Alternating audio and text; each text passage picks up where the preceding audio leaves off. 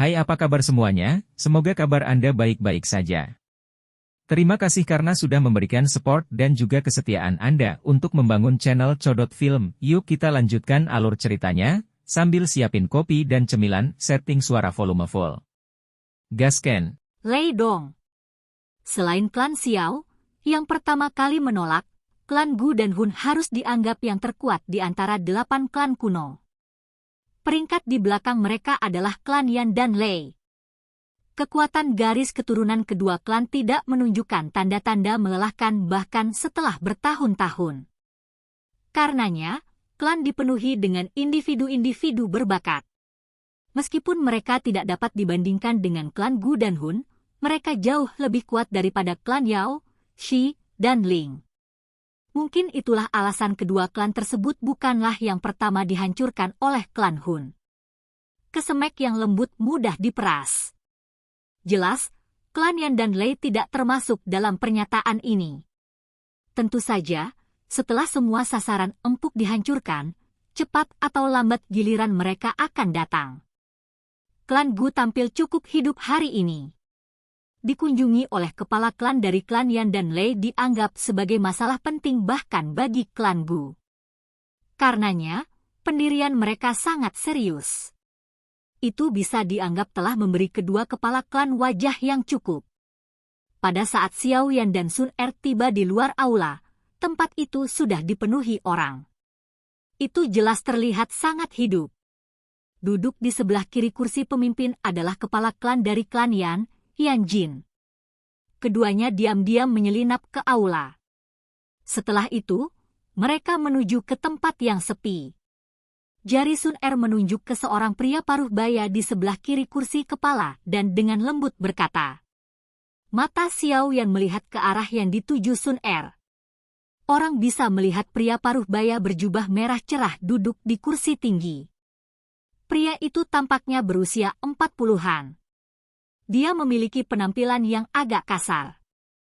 Kedua alisnya berwarna merah cerah. Sepertinya ada dua nyala api. Aura orang ini lembut dan tersembunyi. Dia tampak seperti sekelompok api melahap hangat. Sungguh luar biasa. Namun, perasaan yang dia berikan padaku agak aneh. Xiao Yan berbicara dengan ekspresi muram. Dari persepsi spiritualnya, pria paruh baya itu tampak seperti sekelompok api. Apalagi nyala api ini tidak panas. Sebaliknya, itu tampak tenang. Ini adalah alasan utama ekspresi Xiao Yan menjadi serius. Hal yang mengejutkannya adalah bahwa dia benar-benar merasakan perasaan yang akrab dari dalam tubuh kepala klan-klan Yan ini. Dia mungkin hanya tampak berusia 40-an tapi dia adalah iblis tua yang telah hidup untuk waktu yang lama tanpa disadari. Sun Er tertawa lembut dan segera berkata, Xiao Yan Gege, kontrol bahwa kepala klan Yan ini klan telah melewati nyala api telah mencapai level puncak. Menurut apa yang ayah katakan, ada dua jenis api surgawi di dalam tubuhnya. Salah satunya adalah api batu gunung api peringkat ke-17. Jenis lainnya adalah 9 api leluhur emas tenang peringkat ke-7 di peringkat api surgawi. Oh, 9 api leluhur emas tenang sebenarnya juga telah mendarat di tangan klan Yan. Xiao Yan mengangkat alisnya dan berbicara dengan makna yang lebih dalam suaranya. Dengan kata lain, bagian dalam tubuhnya juga memiliki api surgawi yang digabungkan. Iya. Ini adalah api surgawi baru dari penggabungan 9 leluhur emas tenang dan api batu gunung api. Meskipun kekuatannya tidak bisa dibandingkan dengan Purifying Demonic Lotus Flame milikmu, ia mampu bertarung setara dengan Gold Emperor Incinerating Heavenly Flame. Sun Er berkata sambil tersenyum. Alasan Xiao Yan Gege mampu menggabungkan api surgawi adalah karena metode Qi Anda. Namun, kepala klan dari klan Yan ini sepenuhnya bergantung pada kendalinya atas api untuk menggabungkan dua api surgawi. Kesulitan yang terlibat cukup besar. Ekspresi Xiao yang sedikit berubah. Ini adalah pertama kalinya dia melihat seseorang tidak bisa mengandalkan mantra api untuk menggabungkan api surgawi. Dia dengan jelas memahami kesulitan yang terlibat. Bahkan dengan kekuatannya saat ini, kemungkinan sangat sulit baginya untuk secara paksa menggabungkan dua api surgawi bersama dengan hanya mengandalkan kekuatannya sendiri. Setelah semua sifat erosi dari api surgawi terlalu kuat, dia memang layak menjadi kepala klan dari klan Yan. Xiao Yan mendesah pelan. Dia tidak bisa tidak mengagumi kemampuan Yan Jin ini. Namun, Xiao Yan juga mengerti bahwa menggabungkan dua jenis api surgawi kemungkinan besar menjadi batas Yan Jin. Jika jenis api surgawi lain ditambahkan, dia kemungkinan akan membakar dirinya sendiri kecuali dia mencapai kelas Doudi. Bahkan tidak perlu menyebutkan penggabungan 6 jenis api surgawi seperti Xiao Yan.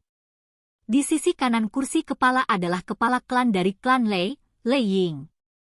Kekuatannya mirip dengan Yan Jin, yang berada di kelas Dou Sheng bintang 8. Dia juga ahli terkuat dalam klan Lei.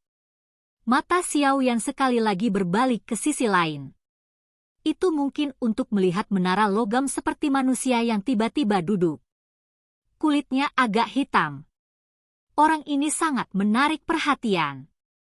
Seolah-olah ada naga besar berenang di bawah kulit.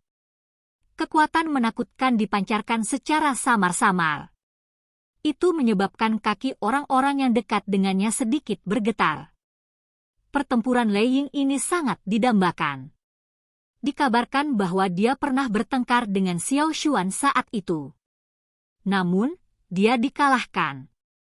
Sun Er tertawa pelan dan berkata, "Oh!" Kejutan melintas di mata Xiao Yan. Dia secara alami tidak menyadari peristiwa yang telah terjadi sejak lama. Namun, leluhur Xiao Xuan pada dasarnya adalah orang terkuat di dunia ini saat itu. Namun, Lei Ying justru berani melawannya. Tampaknya rumor keinginannya untuk bertarung itu memang benar adanya. Sun Er. Sesosok tiba-tiba menyelinap dari luar dengan cara yang mencurigakan sementara Xiao Yan dan Sun Er bersembunyi di sudut dan mengobrol. Xiao Yan berteriak pelan ke arah Sun Er. Mereka berdua menoleh dan melihat bahwa orang tersebut sebenarnya adalah jenderal kedua dari tentara terendam hitam, Gu Hua, yang telah memasuki makam surgawi bersama Xiao Yan dan yang lainnya saat itu. Apa itu? Sun Er menatapnya dengan sikap ragu-ragu. Hehe, Gu Hua tersenyum malu pada Xiao Yan dan Sun Er. Setelah itu, dia berbicara dengan ekspresi pahit, "Saya di sini untuk mengumpulkan penguatan." Duo Xiao Yan terkejut. Mereka memandang Gu Hua dengan ekspresi tertegun, yang dengan jelas menunjukkan bahwa mereka tidak menyadari arti yang terakhir. Ini semua disebabkan oleh orang-orang dari klan Lei.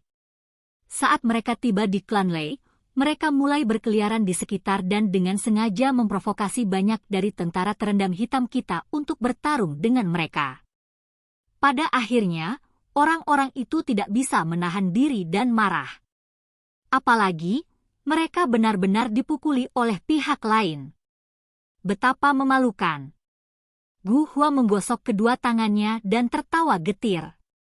Meski aku sadar kalau ini adalah karakter orang-orang dari klan Lei, jika kita sebagai bos besar tidak melangkah maju setelah bawahan kita dipukuli, itu akan sangat menyakiti mereka. Oleh karena itu, beberapa dari kami juga telah campur tangan dan mengusir orang-orang itu kembali. Xiao Yan tanpa sadar tersenyum. Orang-orang ini. Bukankah tidak apa-apa jika kamu mengusir mereka? Bagaimanapun juga, mereka adalah tamu. Jangan bilang kalau kamu berencana mengejar. Menurutmu apakah ayah dan kepala klan dari klan Lei tidak menyadari hal ini? Namun, hanya saja mereka tidak mau repot-repot menangani masalah ini di antara generasi muda. Sun Er memutar matanya dan berkata, "Tepat sekali. Tidak apa-apa setelah kita mengusir mereka." Namun, orang-orang itu menolak untuk mengaku kalah. Mereka menemukan beberapa bala bantuan yang mengalahkan Gu Xing, Gu Yao dan aku. Ekspresi wajah Gu Hua sedikit tertekan. Dikalahkan di kampung halamannya sedikit banyak akan melukai harga dirinya. Bagaimanapun, dia adalah salah satu dari 4 jenderal besar dari Black Submerged Army. Bukankah tidak apa-apa jika kakak laki-laki King yang menyelesaikan masalah ini? Dia adalah jenderal pertama dari Black Submerged Army, kepala dari seluruh Black Submerged Army. Kakak King yang juga dikalahkan oleh orang itu. Kalau tidak, aku tidak akan datang mencarimu. Gu Hua ragu-ragu sejenak sebelum akhirnya tertawa getir. Oh! Ekspresi Xiao Yan dan Sun Er akhirnya sedikit berubah setelah mendengar kata-kata itu. Gu Qing yang saat ini adalah bintang 2 elit Dou Sheng. Sebenarnya ada anggota generasi muda dari klan Lei yang bisa mengalahkannya? Mungkinkah orang itu? Sun Er tiba-tiba mengerutkan alisnya dan bertanya. Itu benar, Gu Hua mengangguk dengan sikap tertekan. Dia berkomentar, tidak terduga bahwa dia benar-benar menjadi sekuat ini. Siapa orang itu? Xiao Yan bertanya dengan rasa ingin tahu. Lei Dong, jenius paling mempesona dalam klan Lei dalam ratusan tahun. Dia pernah tinggal di dalam kolam iblis petir alam Lei selama 5 tahun, bertahan 1 tahun lebih lama dari rekor yang dibuat oleh Lei Ying ketika dia masih muda. Meskipun sebagian dari alasannya adalah karena perawatan seluruh klan, tidak ada keraguan tentang kemampuan atau bakatnya. Dikabarkan bahwa klan Lei berencana untuk mendidiknya menjadi kepala klan berikutnya. Sun Er merenung sejenak sebelum menjawab. Xiao Yan mengangguk sedikit. Tidak disangka akan ada anggota generasi muda yang luar biasa dari dalam klan Lei. Tampaknya klan Lei ini memang memiliki fondasi yang kuat. Selain itu, klan Lei pernah datang ke klan Gu dengan sebuah lamaran pernikahan. Selain itu, banyak sesepuh telah menyetujuinya pada saat itu. Namun, masalah ini kemudian dikesampingkan untuk sementara karena beberapa hal lain. Karakter utama pernikahan yang tidak terwujud adalah Lei Dong dan aku. Sun Er berbicara dengan sikap yang agak tidak berdaya. Xiao Yan terkejut. Tidak disangka orang ini benar-benar mencoba merebut calon istrinya. Sun Er, meskipun orang itu sangat menutupi pertempuran, tempat ini adalah klan Gu. Jika orang-orang itu diizinkan untuk kembali setelah ini, kami kemungkinan akan tampil lebih rendah saat bertemu mereka di masa depan. Gu Hua menggosok kedua tangannya dan tertawa. Oleh karena itu, Sun Er, bisakah kamu membantu? Membosankan. Pertarungan yang benar-benar tidak berarti untuk harga diri seseorang. Sun Er melirik Gu Hua dan berbicara dengan acuh tak acuh. Hehe, jika kamu tidak ingin ikut campur, mengapa kamu tidak meminta saudara ipar Xiao Yan untuk membantu mendapatkan harga diri untuk tentara terendam hitam kita? Meskipun kepala klan puas dengan saudara ipar Xiao Yan, saudara-saudara dari tentara terendam hitam memiliki nomornya. Kami akan memastikan bahwa pernikahan Anda sangat meriah saat waktunya tiba. Gu Hua tidak cemas setelah mendengar kata-kata Sun Er. Dia langsung berbalik ke arah Xiao Yan dan berkata sambil tersenyum. Kamu. Rona merah cepat muncul di wajah cantik Sun Er setelah mendengar kata-kata Gu Hua. Dia segera meringkuk mulutnya dan berkata, sepertinya targetmu bukan aku tapi Xiao Yan gege. Gu Hua tertawa. Matanya langsung memanas saat mereka melihat Xiao Yan. Dia tertawa, apa yang kamu katakan? Saudara Xiao Yan, apakah Anda ingin merasakan kemampuan generasi muda klan Lei? Saat ini, kakak laki-laki King yang menunda mereka. Xiao Yan tanpa sadar tersenyum setelah ditatap oleh mata panas Gu Hua. Hatinya tanpa sadar merasakan perasaan khusus. Setelah berinteraksi dengan iblis tua itu, sepertinya dia sudah melupakan usianya.